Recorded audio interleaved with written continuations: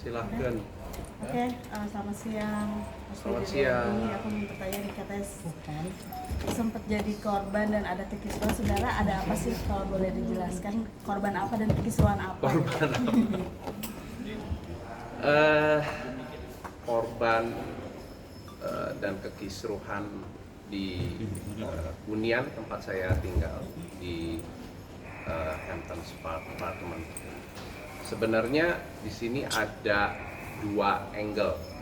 Artinya yang pertama adalah angle kronologis dan yang satunya lagi adalah angle pemicunya gitu. Nah, mungkin supaya lebih sedikit lebih ringkas dan cepat, tentu saya akan menjelaskan dan memaparkan kepada teman-teman media semua. Terima kasih sudah menyempatkan hadir pada hari ini.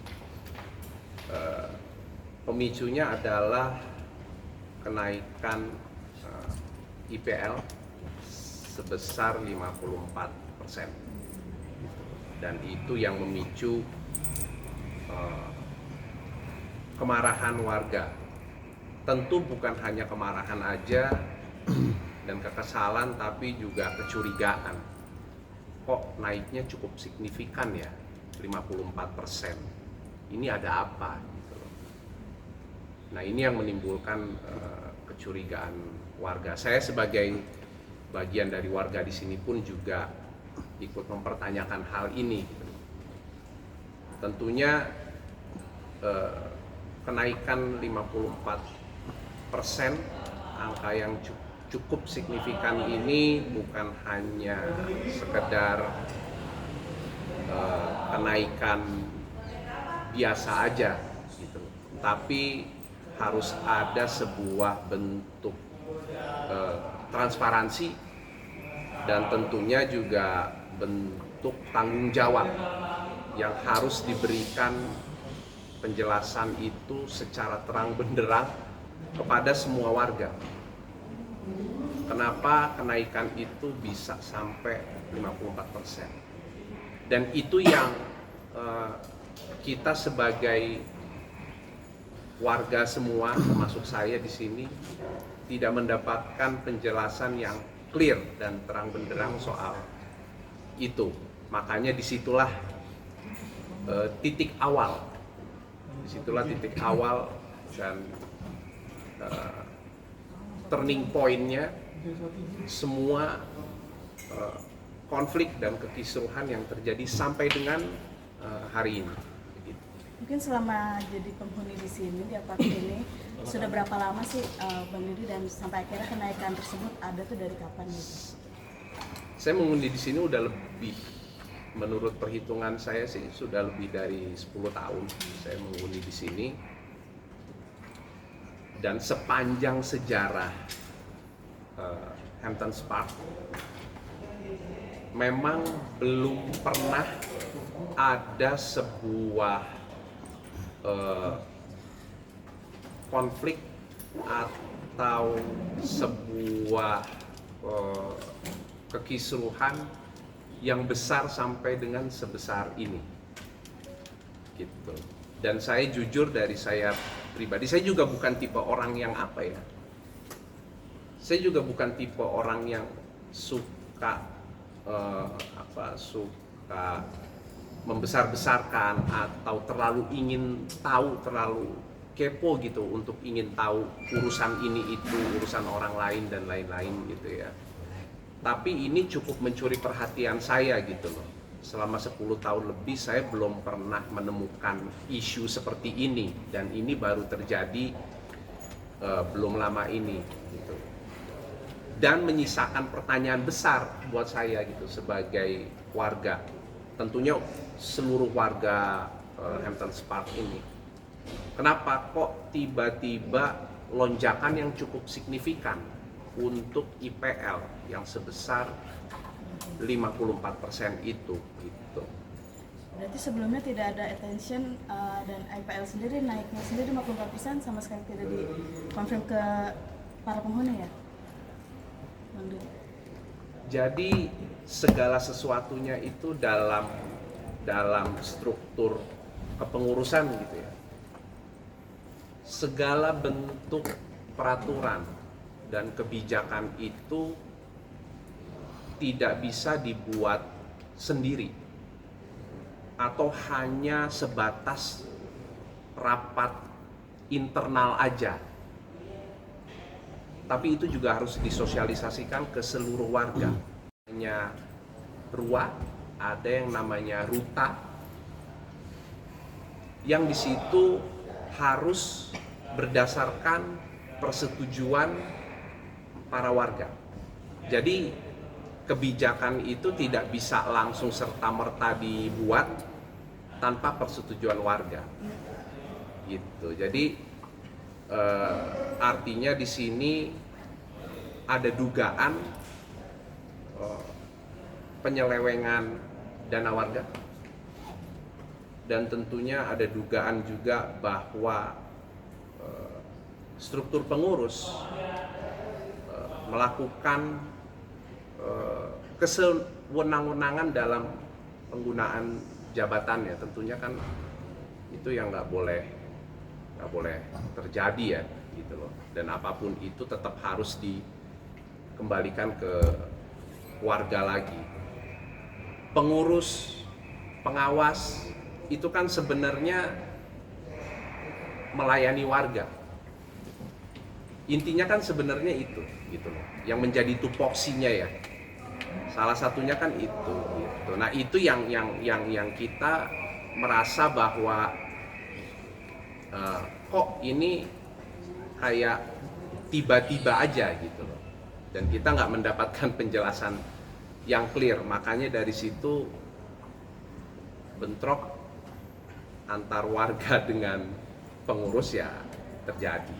Bentroknya itu seperti apa sih Bang? Ada baku hantam atau ada pelemparan? Oh, Kapan itu? Dan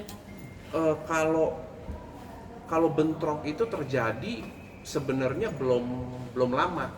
Jadi secara konflik dari sejak kita mulai menduga ada ketidakberesan, ada ketidakbejusan dalam mengelola keuangan, ada ketidakberesan di struktur pengurus. Dari situ tuh terjadi eskalasi tuh sebenarnya secara konflik gitu loh. Yang mana akhirnya belum lama kok, belum lama, masih di tahun 2025 ini gitu ya. Akhirnya terjadi bentrok yang mana pengurus mengerahkan keamanan menjadi alat untuk akhirnya bertabrakan dengan warga gitu. Itu sampai polisi itu datang ke lokasi. Itu yang juga maksudnya itu yang juga cukup mengejutkan gitu ya buat saya secara pribadi gitu. Tapi ya udah, mungkin memang situasinya adalah untuk mengamankan, untuk membuat dan menjaga situasinya menjadi kondusif gitu. Tapi tentunya masih menyisakan pertanyaan besar buat saya gitu. Kayak gitu. Saat Ada bentrok korban tadi, jiwa? Mas Didi sampai ada yang terluka nggak? Mungkin saat itu mungkin kondisi bentroknya cukup lumayan parah nggak sih?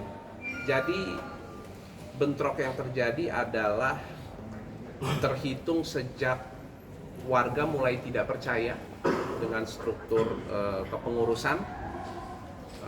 Kami sudah tidak bisa pegang lagi gitu ya statement-statement dan apapun itu gitu yang dirilis oleh para pengurus, para manajemen dan lain-lain gitu ya. Warga sepakat untuk menyegel kantor manajemen, kantor BM, building manajemen, yang kami duga di dalamnya terdapat dokumen-dokumen lengkap di mana kita bisa menemukan dan mendapatkan bukti-bukti apa-apa saja yang transaksi atau lalu lintas anggaran dan lalu lintas uang yang terjadi selama pengurus ini bekerja gitu ya. Dan ternyata ya betul aja gitu ya, bahwa dari pengawas menemukan banyak temuan-temuan gitu ya, banyak temuan-temuan lalu lintas uang yang nggak jelas. Terus ada lagi yang cukup, atau buat saya pribadi sih cukup aneh, mungkin buat teman-teman media juga cukup aneh juga ya, di era digital seperti sekarang ini masih ada transaksi yang terjadi dengan sistem tarik setor. Jadi dilakukannya tuh tidak nggak transfer antar rekening. Itu salah satu dari sekian banyak. Artinya kalau saya mau paparkan di sini semua itu banyak banget gitu loh. Itu. Nah, konflik dan bentrok ini semakin meruncing ketika pengurus datang dengan segenap keamanan gitu, membobol dan mengambil beberapa berkas dan CPU dari data dari semuanya itu, yang kami duga dan saya duga juga bahwa disitulah, di dalam itulah yang banyak data, dokumen dan bukti-bukti yang bisa kita temukan lebih banyak lagi gitu. Tapi ya tentu kita tidak datang dengan tangan hampa. Artinya temuan-temuan yang kita dapatkan sudah banyak. Menjawab pertanyaan tadi soal bentrok dan lain-lain, ya saya benarkan sudah ada korban, bahwa ini sudah masuk di laporan ke kepolisian di Jakarta Selatan tentunya, dan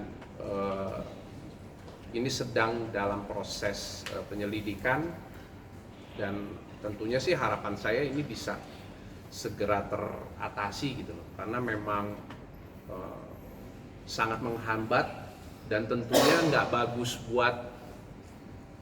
juga buat hunian kita gitu loh. Mas Didi sendiri sempat kena lecet atau apa pas bentrok? Warga. Oh, Mas, Warga. Saya dalam hal ini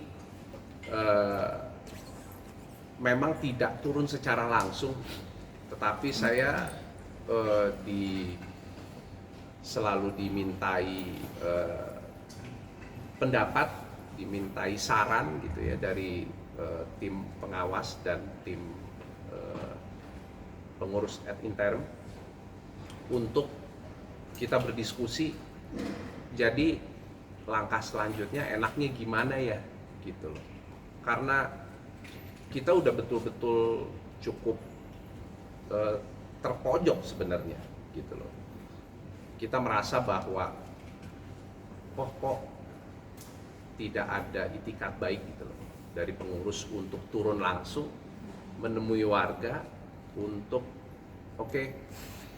ada masalah apa, ayo kita dialog dua arah supaya masalahnya tidak lebar kemana-mana dan bisa cepat diatasi.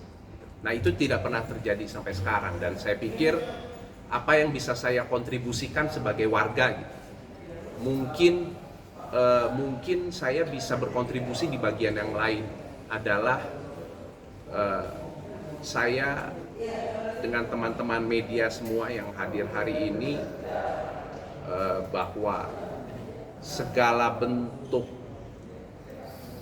ketidakadilan, penindasan yang kita alami, dan saya juga sebagai bagian dari warga di sini, adalah untuk juga diketahui secara menyeluruh melalui media dan tentunya ya sosial media yang saya punya gitu ya. Dan saya bilang ini salah satu bentuk kontribusi saya terhadap hunian ini dan terhadap warga semua gitu. Bahwa saya ingin masalah ini bisa bisa terus berlanjut sampai kita dapat akarnya gitu loh. Karena ada dugaan-dugaan lain yang juga sepertinya ada dugaan bahwa ini juga ada keterlibatan dari pihak dinas. Dan kita juga punya buktinya gitu loh. Nah, ini yang saya ingin ini semua bisa diluruskan gitu. Kayak gitu. Keterlibatan dinasnya seperti apa Mas mungkin, dan apa bukti yang didapat atau dipunya? Bukti yang didapat ada sebuah transaksi yang terjadi gitu, yang diduga gitu. Ini sekali lagi saya tidak mau langsung menghakimi atau apa gitu. Yang itu dimana melibatkan pihak dinas gitu. Dan di sini adalah dalam perjalanannya ada kekosongan pengawas di struktur kepengurusan, yang mana sebenarnya nggak boleh nih, menurut ADART dan Pergub itu nggak boleh gitu. Jadi ini harusnya ada pengawasnya, tapi ini dibiarkan berjalan. Namun ketika terjadi rapat umum tahunan di April 2024 kalau nggak salah, kita menuntut warga untuk dibentuk dulu pengawas, tapi itu tidak pernah dicatatkan di dinas. Tentu ini menjadi pertanyaan besar ya, kenapa nggak dicatatkan? Sebelumnya kan kenaikan ini kan menjadi polemik ya Mas ya. Ya. Tahun-tahun sebelumnya itu sempat IPL-nya itu naik berapa persen sih ibaratnya dari untuk penghuni di sini gitu, tiba-tiba akhirnya muncak di 54% sekarang gitu Pak. Gini, kalau kenaikan itu ya pasti hal yang biasa, ada aja kenaikan. Ya kayak harga sembako naik, listrik air naik. Tapi kalau tiba-tiba 54%, ya ini kan jadi pertanyaan. Kenapa harus sesignifikan ini gitu? 54%, kan itu yang menyisakan pertanyaan besar kan itu. Gitu. Sudah ada jawaban dari manajemen alasan dia menaikkan harga 54% tersebut atau masih belum ada jawaban pasti? Ya. Menurut saya secara pribadi sih, dan hasil diskusi dengan warga masih abu-abu gitu. Itu yang pertama. Yang kedua, ada penggunaan dana endapan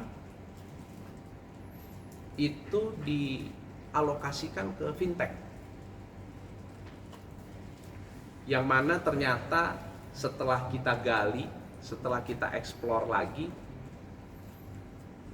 loh kok ya itu dilakukan di 2023, tapi baru dibagikan di share di 2024 gitu loh, karena warga menekan gitu loh.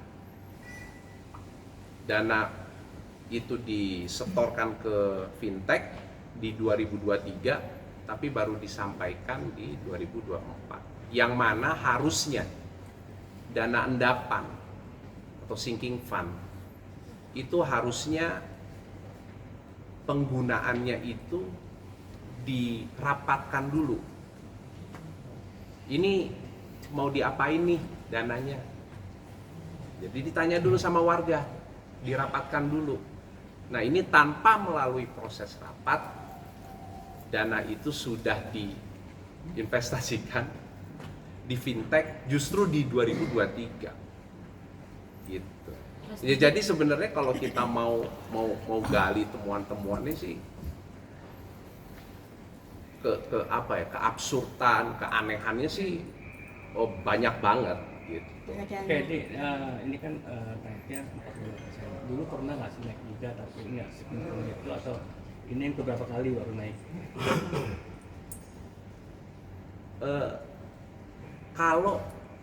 Kalau kenaikannya tidak signifikan, maka hari ini isunya nggak akan segede ini, gitu aja. Dan teman-teman media hari ini nggak di sini gitu. Dan saya tidak perlu panjang lebar memaparkan ini ke teman-teman media. Mas, Gitu. sebelumnya pas mencuat konflik ini gitu, sesudahnya apalagi pas udah ada bentrokan itu, ada nggak sih kayak semacam mediasi dulu nih antara pihak manajemen sama warga di sini? Apa setelah itu justru kondisi semakin memanas dan tidak ada titik temu, bahkan mungkin tidak ada mediasi apapun gitu? Sebelumnya ada dengan pihak dinas ada gitu ya, tapi memang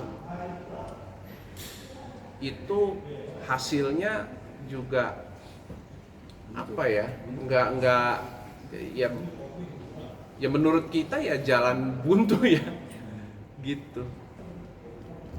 Jadi karena dari dinas memang hanya memediasi dan tugasnya mencatatkan. Jadi terkait kasusnya, misalnya ada kasus kayak gini nih gitu ya. Ya tidak yang oke, ada kasus apa nih? Oh, ada penyimpangan ini. Oke. Yuk di audit deh. Dengan auditor netral jadi kan, audit. Jadi kelihatan semua. Oke, kita kalau ada di situ pidananya berarti ke hukum, ranah hukum. Aparat penegak hukum bersinergi dengan aparat penegak hukum gitu loh untuk ditindaklanjuti. Ya setelah proses mediasi itu sih ya jujur nggak ada yang signifikan, nggak ada apa-apa. Jadi kalau misalnya dari tadi teman-teman media dengar ada laporan polisi yang sudah masuk, Polres Jaksel dan lain-lain, itu adalah upaya warga, murni upaya warga, upaya kita semua warga yang punya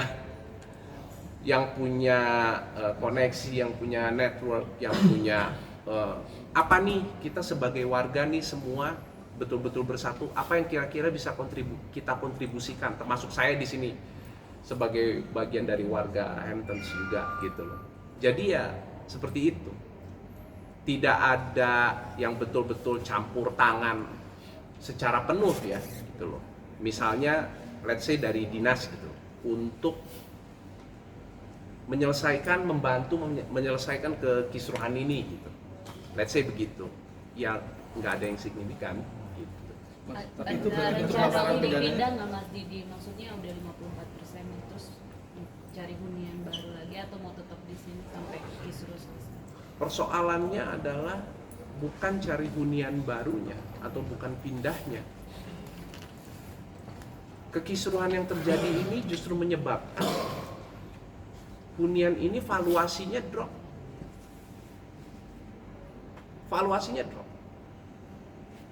Gitu. Dan saya harus sampaikan di sini, dan saya sebelumnya saya sudah sampaikan sama warga semua. Saya akan berjumpa dengan teman-teman media. Saya mohon maaf jika warga semua sepakat, saya akan sampaikan apa adanya tanpa ada yang saya tutup-tutupi. Oh iya, nggak apa-apa. Pokoknya percaya Mas Didi jalan aja gitu loh, untuk memberikan paparan ke teman-teman media. Gitu. Salah satunya Salah satunya ya, fasilitas lift yang bolak-balik rusak, yang sebenarnya bisa diperbaiki, tapi karena pengelolaan keuangan yang kacau, itu tidak pernah bisa diatasi dan sudah makan korban. Korbannya apa? Sudah makan korban. Contohnya yang jatuh atau Drop jatuh korban, satu ibu-ibu, cedera di kaki, dan trauma berat. Jadi setiap kali beliau, saya menyaksikan langsung ya. Jadi setiap kali beliau pulang mau naik lift ke unit, pasti selalu minta ditemenin sama salah satu security yang bertugas pada hari itu. Selalu gitu. Dan ketika saya gali lagi, penghuni yang satu ini agak lain ya gitu. Oh, ternyata ada kisah di balik itu gitu. Bahwa pernah terjadi lift anjlok yang menyebabkan cedera dan trauma. Sampai dengan hari ini, itu maksudnya tanpa bermaksud meremehkan apa yang terjadi, tapi ya trauma itu nggak main-main gitu. Nah, artinya adalah itu berhubungan lift di gedung, di mall, di apartemen, itu adalah lalu lintas pengunjung gitu ya, untuk bisa pindah dari lantai ke lantai. Kan itu kalau kita keluar naik sepeda, naik motor, naik mobil, berpindah dari satu titik ke titik yang lain, itu transportasinya kan itu ya. Kalau di apartemen ya lift gitu loh, untuk bisa sampai ke unit masing-masing gitu loh. Nah, ini kan krusial sekarang.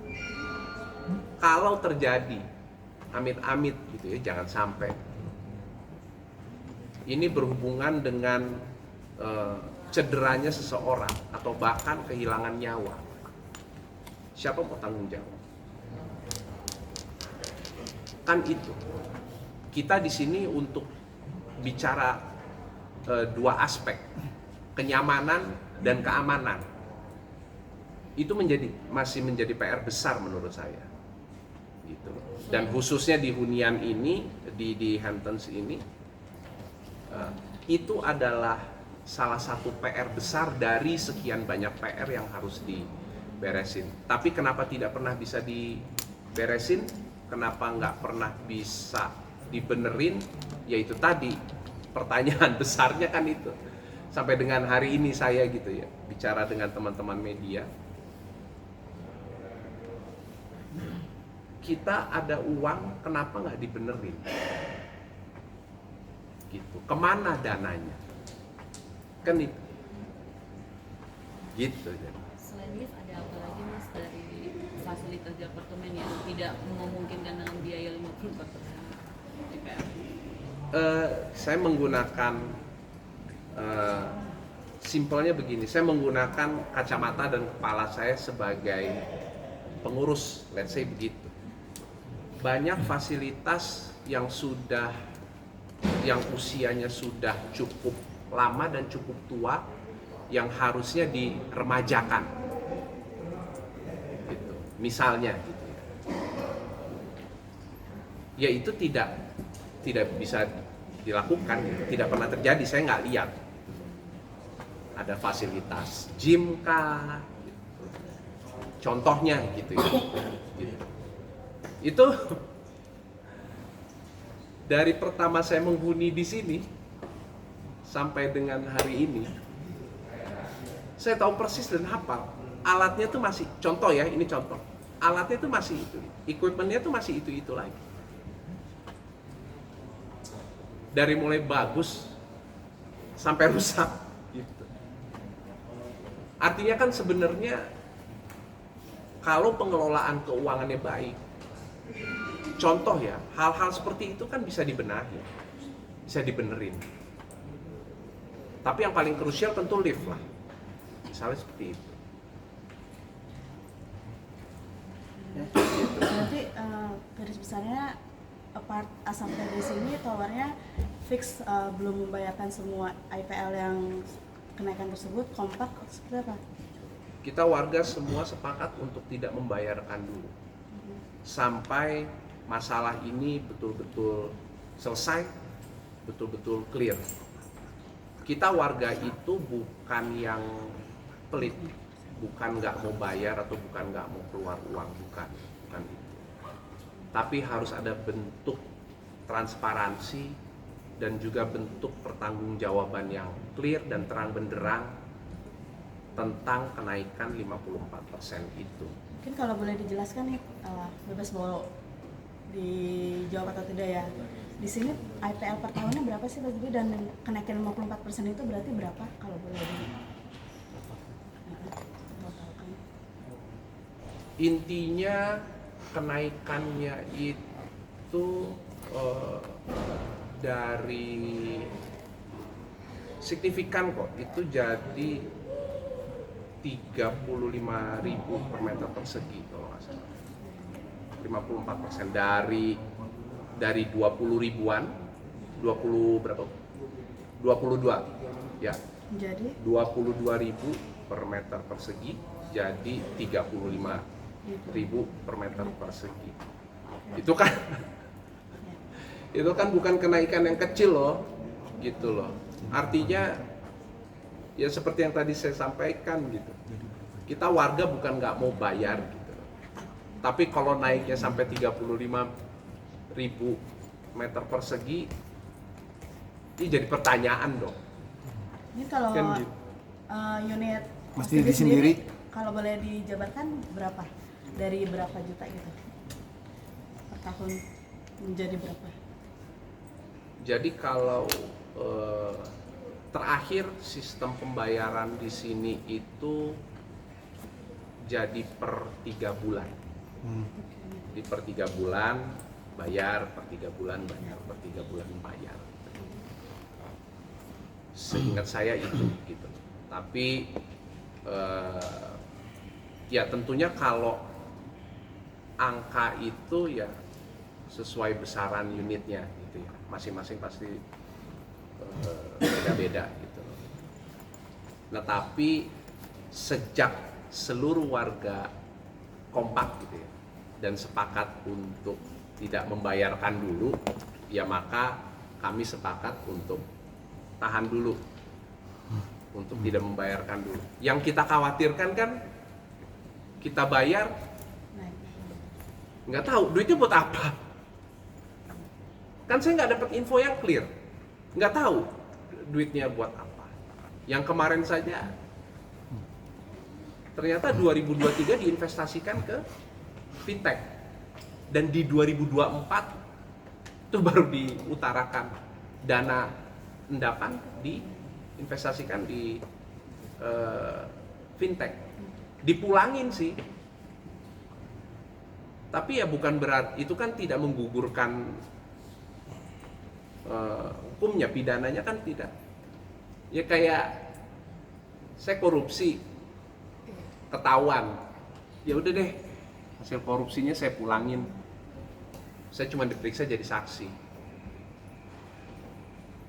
Enak, abis itu lepas bebas. Oh, kan saya udah pulangin hasil korupsinya, udah dong beres. Enggak ya, nggak begitulah.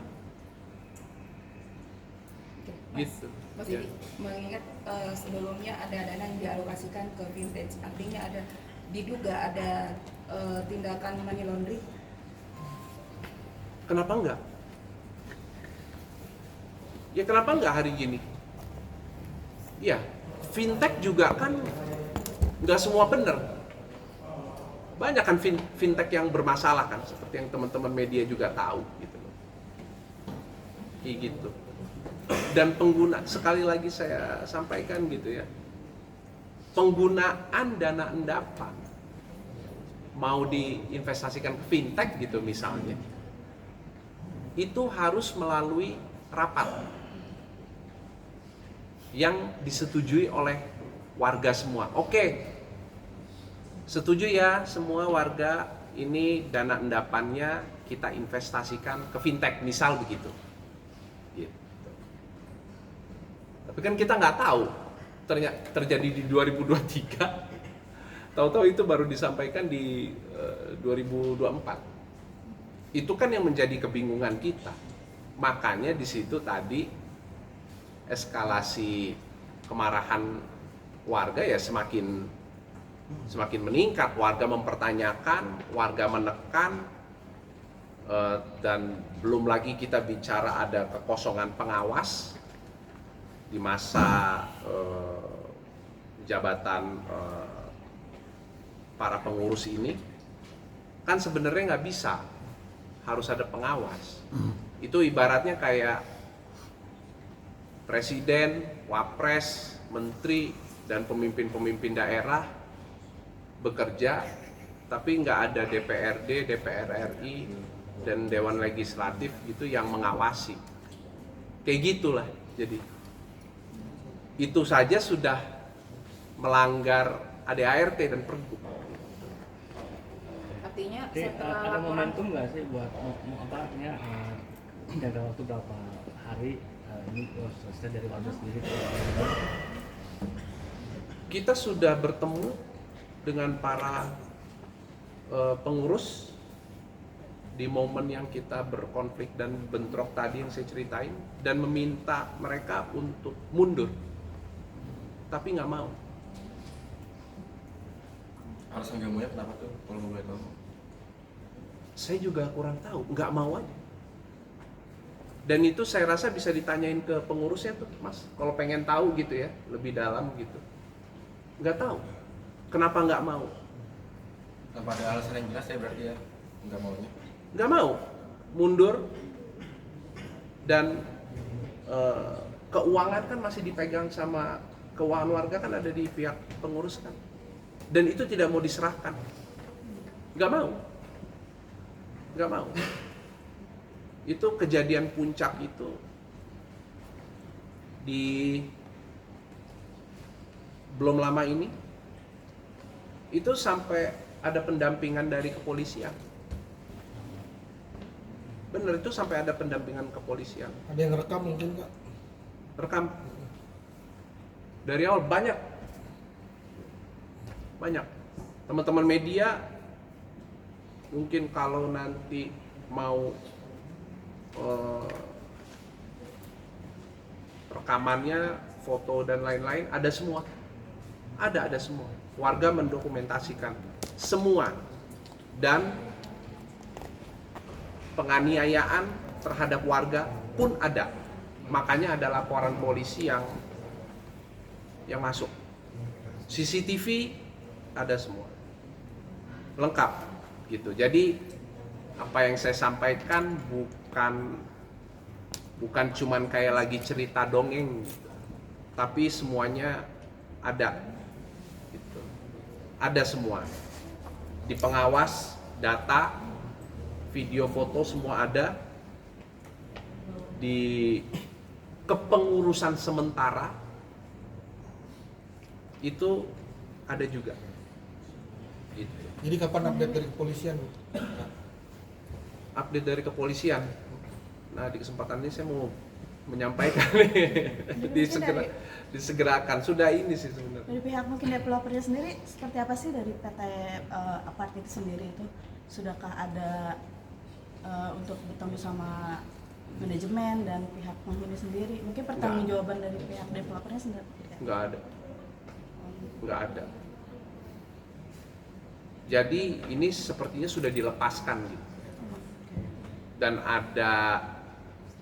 ada sebuah PT lagi yang ngurusin gitu loh. Nah, detail itu tim pengawas yang lebih tahu. Saya tahu gambaran luarnya aja sedikit gitu. Mungkin dari PT apa? Mas Dede kalau boleh. Aduh, saya lupa ada tuh ininya di di datanya.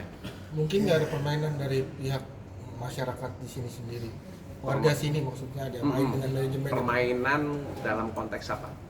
Kerjasama mungkin, yang satu dinaikin, yang satu nggak dinaikin gitu. Jadi akhirnya di sini terpecah kubunya. Nah, ada kubu yang juga mendukung barisan ini, kepengurusan yang sekarang ini, gitu. Yang Jadi ini setuju. terpecah nih, terpecah. Ada yang pro, ada yang kontra. Ya tentunya saya dan segenap warga yang lain, kami yang kontra dengan kebijakan yang dilahirkan dan dihasilkan oleh para pengurus ini, gitu. Makanya tadi seperti yang tadi saya sampaikan, ketika isu ini dan kasus ini semakin dalam dan semakin naik ke permukaan, ini nanti akan ketahuan nih. Serius, itu nanti akan ketahuan tuh dengan sendiri ya tuh. Siapa-siapa aja yang terlibat, siapa-siapa aja yang bermain, siapa-siapa aja yang melakukan cawe-cawe. Kalau dari Mas Didi sendiri udah tahu mungkin siapa-siapanya. Ada nama iya. yang bisa disebutkan? Iya. Apa tuh? Pejabat atau apa? Oh ada itu. Tapi ya sekarang kalau saya mau spill nama juga bukan hal yang sulit ya. Gitu. Tapi dalam kesempatan ini saya ingin menceritakan dulu ke teman-teman media gitu, apa yang terjadi di Hamptons Park ini, kekisruhan apa, ada konflik apa gitu, bahwa ini nantinya akan keluar nama-nama orang-orang yang memang terlibat. Nah itu akan dengan sendirinya terkuat. Kalau ini sebuah kejahatan kriminal dan lain-lain gitu ya, katakan seperti itu gitu ya. Tidak ada kejahatan yang sempurna, bahwa tidak ada yang abadi gitu. Pengurus sudah ada yang mundur, tiba-tiba. Kalau nggak salah saya ada 2 orang yang mundur. Dengan alasan? Dengan alasan apa? Ditanyakan. Kalau alasan normatif mungkin karena kesibukan. Tapi ya asumsi saya tentu dia sudah semakin melihat nih gitu. Aduh, ini semakin keras gesekannya, semakin kusut di dalam. Saya lebih memilih untuk lebih baik saya mundur. Gitu. Udah ada yang mundur. Sekarang tinggal 3 pengurus. Sekarang tinggal 3 yang tadi saya ceritain. Kita sudah ketemu, diskusi, kita ngobrol, mediasi baik-baik, disaksikan juga pihak kepolisian dari Jakarta Selatan, dan tidak mau mundur. Mas Didi, Sudah di BAP juga. Itu sampai besok pagi. Kan tadi saya bilang ada pejabat, Pak Didi juga tadi dia bilang ada, iya. Optimis, seberapa optimis untuk menang nih Pak Didi? Seberapa membongkar manajemen? Optimis ya harus optimis. Apa yang saya suarakan dan apa yang saya sampaikan bukan suara saya pribadi kok. Saya nggak ada kepentingan apapun yang sifatnya pribadi. Ini adalah aspirasi warga. Ini kegelisahan semua warga. Saya pun juga bagian dari warga. Gitu. Jadi artinya kita semua mengalami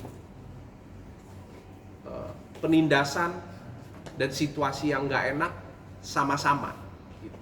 Dan saya ingin kasus ini bisa cepat selesai. Gitu. Tentunya dengan temuan-temuan yang sudah didapatkan, yang sudah ada, dan sudah laporan polisi sudah berjalan juga gitu loh. Nah ini bisa ada progres yang Saya inginnya gitu loh, ini bisa ada progres yang signifikan, dan tentunya harapan saya juga besar ini dari Dinas Perumahan DKI berarti coba untuk bisa menaruh perhatian yang lebih terhadap isu yang kita alami saat ini gitu, tanpa bermaksud menyudutkan salah satu pihak, tapi ayo gitu, kita juga warga bukan mau kekerasan, kita juga warga bukannya mau bukannya mau sebuah konflik yang tajam, enggak, tapi upaya-upaya dan langkah yang kita lakukan ya kita untuk mempertahankan apa yang jadi rumah kita bersama di sini yang harus kita jaga gitu loh. Dan kita